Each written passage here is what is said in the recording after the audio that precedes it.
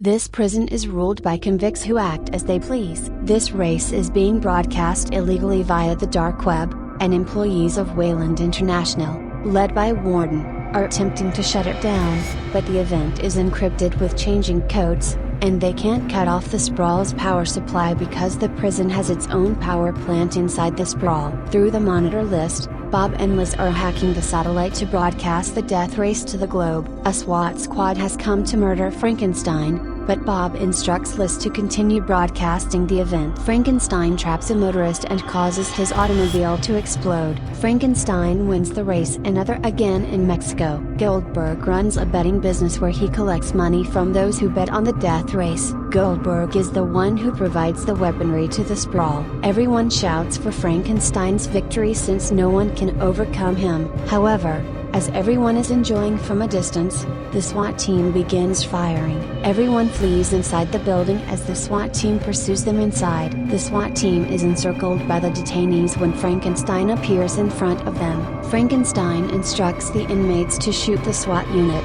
Several convicts approach with chainsaws and slaughter the SWAT squad. A prisoner beheads one of the SWAT officers and gives his head to Frankenstein, who then throws the camera into the victim's helmet. Moments later, a helicopter transports convicts to the sprawl. According to one officer, the sprawl is not like any other jail since there are no cops protecting it. Entering the sprawl is equivalent to receiving a death sentence. One of the prisoners then asks him how to participate in the death race, to which the officer replies that they must meet a man named Bob. Just as they come down, a group of men shoots at them. Johnny Law is the group's leader. Johnny approaches Corner Gibson and Gypsy Rose, the two survivors. Gypsy, who is surprised that Johnny wants to seize the new inmate's cash, fights back. Gibson also assists by fighting all of Johnny's soldiers one by one. After defeating everyone, Gypsy thanks Gibson and departs. Gibson is introduced to a gang of ladies led by Bixie.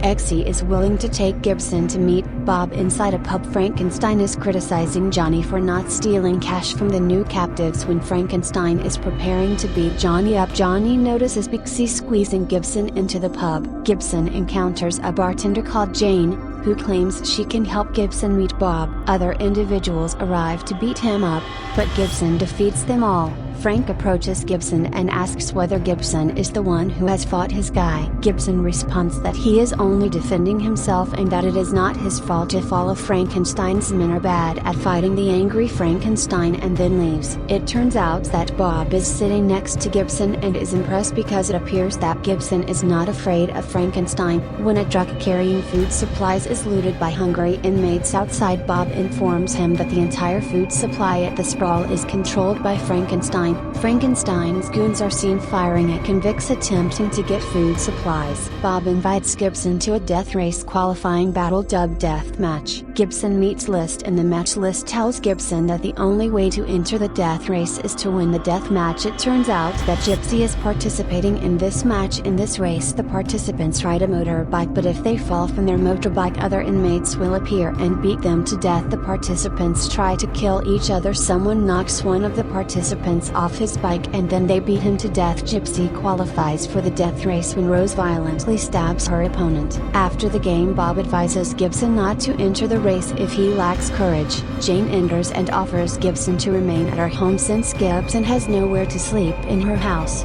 Jane asks Gibson if he wants to sleep with her, but Gibson declines her offer. Jane grins and lets Gibson sleep on the sofa alone himself. The following day, the List leads Gibson to Bob's factory. Frankenstein doesn't bother since Bob generates his fuel here. Bob is prepared to meet the sprawl's fuel demands in return for Frankenstein making sure he has adequate food and protection. Gibson declares that he is eager to participate in the death race. Bob chuckles and instructs Gibson to prepare for tonight's death match. Everyone gathers in the evening to watch the final death match. They fight over one remaining car key to participate in the death race. Contacts his old friend Goldberg. List asks Goldberg to send some weapons and equipment supplies to the sprawl. List also tells him about Gibson. List believes that Gibson can make the betting market more interesting. This man seems to be very powerful and capable of withstanding Gibson's blows. Gibson is having difficulty resisting him, but he will not give up so easy. Gibson defeats him. Thank you. Applause. From a distance, Frankenstein instructs his soldiers to bring Gibson to him in his chamber. Frankenstein asks Gibson why he participates in the death race, knowing that if he wins, he would become ruler of the Sprawl. Gibson says that he hasn't thought about it and only wants to start the race after hearing his response. Frankenstein is perplexed. Frankenstein informs Gibson that the Sprawl was created as an alternative to the death penalty in this hell-like place. The death race allows anyone to become king. Frankenstein can survive because he has the ambition to become the ruler of the Sprawl. Without that ambition, no one can survive in the death race. After leaving Frankenstein's residence, Gibson gets picked up by Bixielia in the automobile. Bixie tells him that she despises Frank since Frankenstein has murdered the ones closest to her. Gibson responds that maybe he can grant Betsy's request in the race later. Gibson then goes over to Jane's home to thank her for everything. Gibson tells him about his history, how back then he just cared about his younger siblings, but after they were gone, he had nothing to care about except Jane, who was pining on Gibson, and how the following day at Bob's garage he won't be lonely anymore. Liz assists Gibson in repairing the automobile he won the night before, and Bob inquires as to whether Gibson has found his navigator, when suddenly Bixie appears and offers to be Gibson's navigator. After helping Gibson rebuild his car, Bixie and her squad work together to install the weapons in the car. After the car is ready, Gibson tries to drive it. Bob explains that this race will last only one lap on a long track. Along the track they will pass a group of inmates who hate deathmatch. Usually those inmates will shoot at the participants. The rule is simple: whoever wins the race will be the ruler of the Sprawl. That night Gibson tells Jane that Frankenstein informs everyone that Gibson is a special agent ordered by Wayland to assassinate Frankenstein, and that after the operation is completed,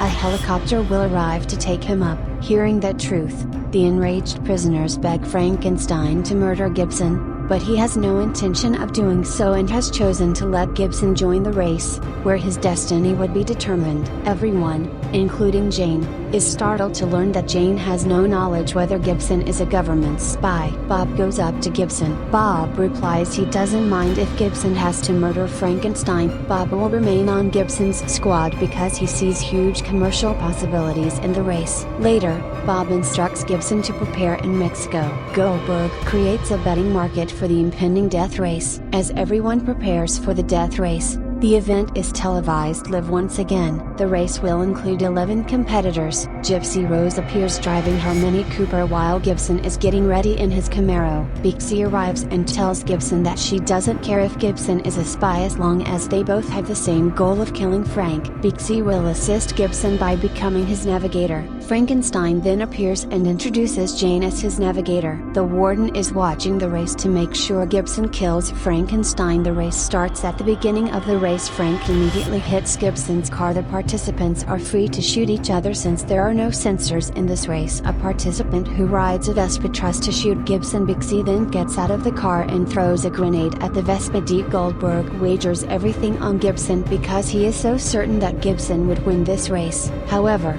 Gibson is struck by another competitor behind him. Bixie wants to launch a missile at Frankenstein, but Gibson stops her, and Gibson will find another route behind the hills, where a gang of convicts comes and begins firing at the racers. Johnny retaliates by firing at Gibson, who is standing in front of him. Bixie tosses another grenade but misses one of the participants, then shoots a hook at Gibson's automobile, and Gibson follows the participant into a tunnel, where the two participants exit the car to murder Gibson. Gibson puts a match to the gasoline-filled floor and burns them alive before Bixie arrives and shoots them to death. Gibson continues to lead the race. Gypsy is competing with Frankenstein for first place when a mine explodes behind him, causing a car to stop. The two participants get out of the car, and moments later a group of inmates surrounds them. They are the convicts who previously looted the food supplies, but these two participants shoot them because they want revenge because he is far behind. Bob instructs Gibson to cross the damaged bridge. He instructs Gibson to leap over the bridge in order to catch up with Frank,